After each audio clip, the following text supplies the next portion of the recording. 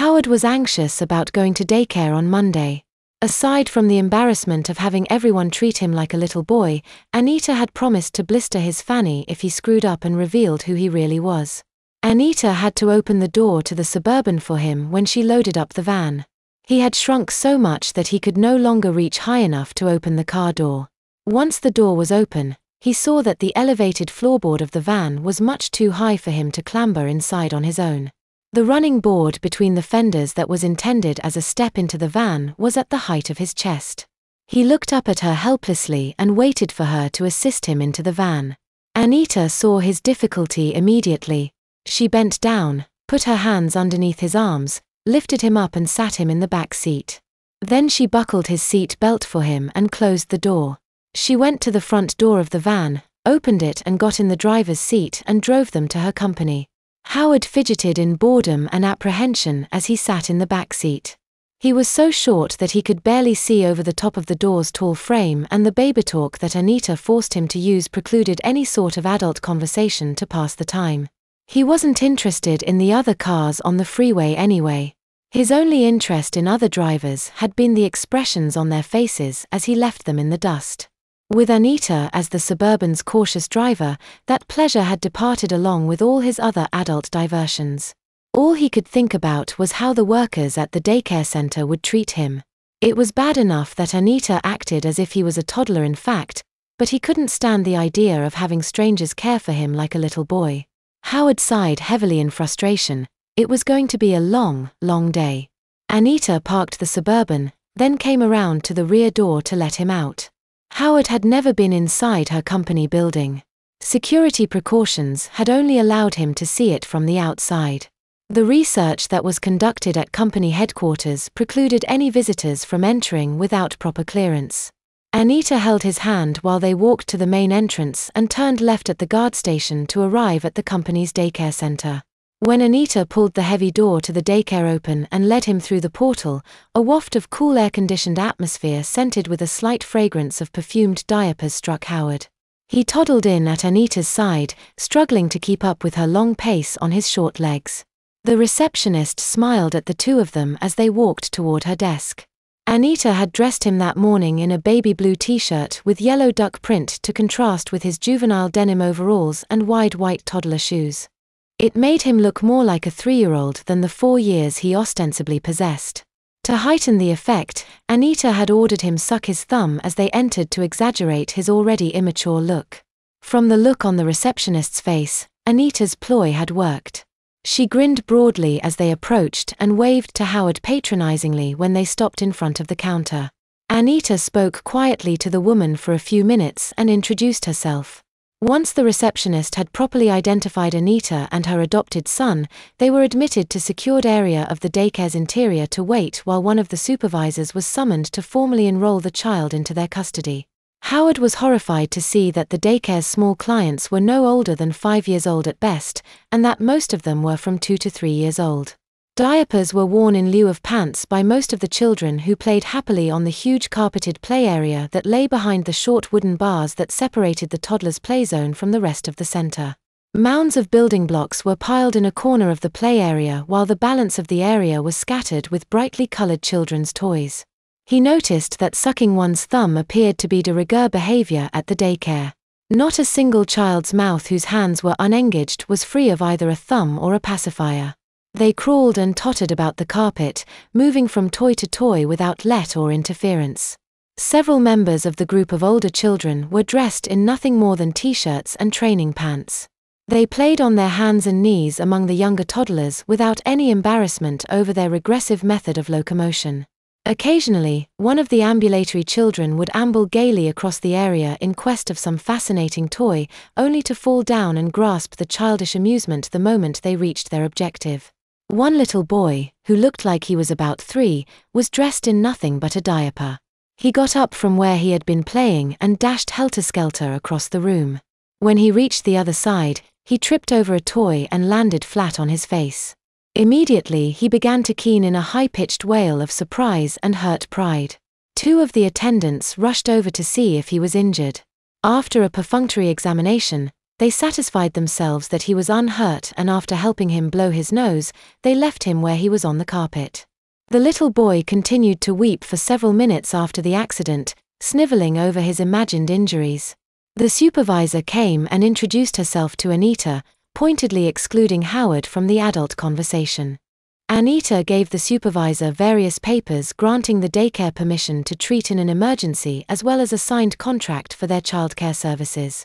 Howard looked in askance at Anita while she talked with the supervisor and thought, "How could she do this to me? There isn't a hint of adult stimulation here. I don't even see a TV to watch cartoons on. If I remain here for any length of time, I'll become as mindless as the tots over there." When the supervisor made a statement about how cute he looked in his outfit, Anita patted him on the head and said how proud she was of her little boy. Anita noticed that Howard's nose appeared to be running and withdrew a Kleenex from her purse. She bent down and wiped his nose, remarking that many of the children appeared to have the same problem.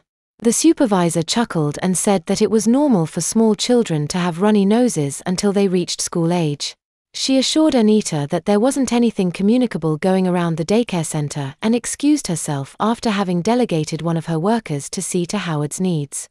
When he grew restive and attempted to break away from Anita's grip, she scolded him and held him in place by his suspenders while she talked with the attendant.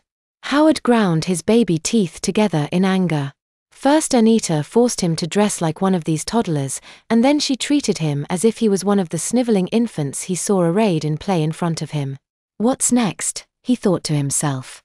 A muted cry issued from one of the back rooms as in answer to Howard's unvoiced question. Howard tentatively identified the noise as the muffled wail of a very young infant. It made Howard shiver as if someone had walked over his tomb. He was preternaturally sure that the sound was some sort of omen presaging his ultimate fate. The sound repeated itself and then was taken up by several unmusical voices that bawled discordantly in unison. The origin of the sounds was suddenly clear. It was the distressed mewling of several infants from a nursery that was just beyond his range of sight, but whose doorway was clearly marked with a full-color cutout of a crawling diapered infant. Howard decided that the daycare must have a nursery for inhabitants who were too young to be allowed free rein in the play area for toddlers. The idea disquieted him in a way he could not fathom. It wasn't so much that he felt that the baby's cries were bad, but he was bothered by the fact that they had a special room for clients who were so helpless that they needed to be confined to cribs and playpens. He had the feeling that the wails were a sign of some unknown evil that impended, threatening his doom. Howard felt like the happy cries of the toddlers playing only yards from where he sat were only a cover for some greater evil that lay lurking beneath the surface. He would have run away if he could have opened the heavy hydraulically loaded door separating the daycare from the outside hall. As it was, the pit of fear in his stomach that threatened to overwhelm him made him want to pee. A minute later, he tinkled in his training pants. Howard looked down at his pants to see if there was any discernible sign of his childish accident. There wasn't. Only the faded indigo color of his second-hand denim overalls was to be seen. No one had noticed what he had done. He was safe for a time. Nonetheless, Howard was struck by the unshakable impression was that he was soon to be imprisoned in a pediatric purgatory from which there would be no return. Anita sat him on a toddler-sized chair to wait while she discussed the particulars of his care to one of the daycare workers. Howard was horribly embarrassed when she reached in the brown paper bag she was carrying and pulled out 2 pairs of neatly folded training pants. Anita explained that he wasn't fully potty trained yet and could be expected to have at least one accident during the day while he was there. The worker nodded and took the bag from Anita's hand and asked if he just wet himself or whether his accidents were messy. Anita explained that she was actually Howie's aunt and that with his mother in the hospital, he could be expected to regress in his toilet training to some degree. She chuckled and told the woman, sotto voce, that Howie was having difficulty adapting to his new mother and occasionally referred to her by her first name. She patted him on the head condescendingly and said that little Howie tried his best, but sometimes he childishly forgot and poyed on the spot. Anita told the worker that Howie could be quite precocious at times and sometimes astonished adults by his apparent adult speech. She said that although he was very intelligent, little Howie had a retiring personality and tended to be very reserved around unfamiliar people. Anita went on to tell the creche worker that she had dressed him in toddler's snap-crotched pants for that reason. If he signaled that he needed to go potty, he would probably have to go in the next few minutes or he would lose control. The worker laughed and said that most of their older children were at that stage of potty training and that they had prepared for that eventuality. She pointed to 3 plastic potty chairs next to the wall and told Anita that once Howard signaled them he was ready to go, they would immediately open up the snaps on his pants and remove his training panties while rushing him over to sit his bottom on the potty. The worker cautioned Anita that if he repeatedly had messy accidents in his pants, the daycare rules required that he be diapered until he was fully potty trained.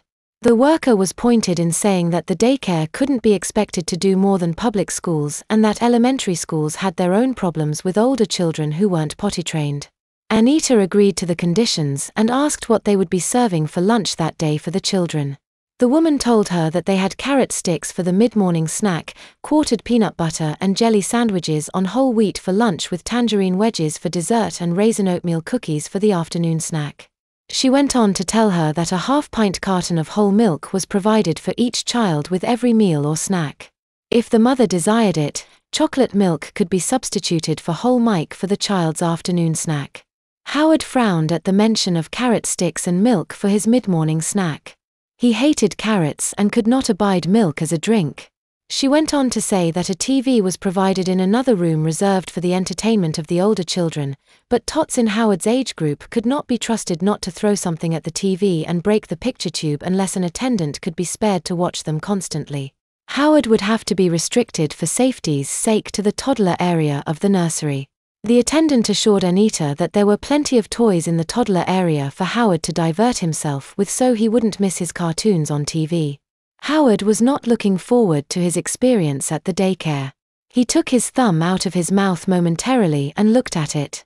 The skin on his thumb was white and wrinkled. If he continued to suck his thumb the way he had been ordered, the skin on his thumb would begin to deteriorate from the humid environment of his mouth. As much as he hated to ask, he needed his pacifier. He looked up at Anita and asked soulfully around his thumb, "Binky, Mommy?" They 2 women smiled at the sound of his high-pitched voice and turned to look at him. Anita said, "Is your thumb getting sore, Howie?"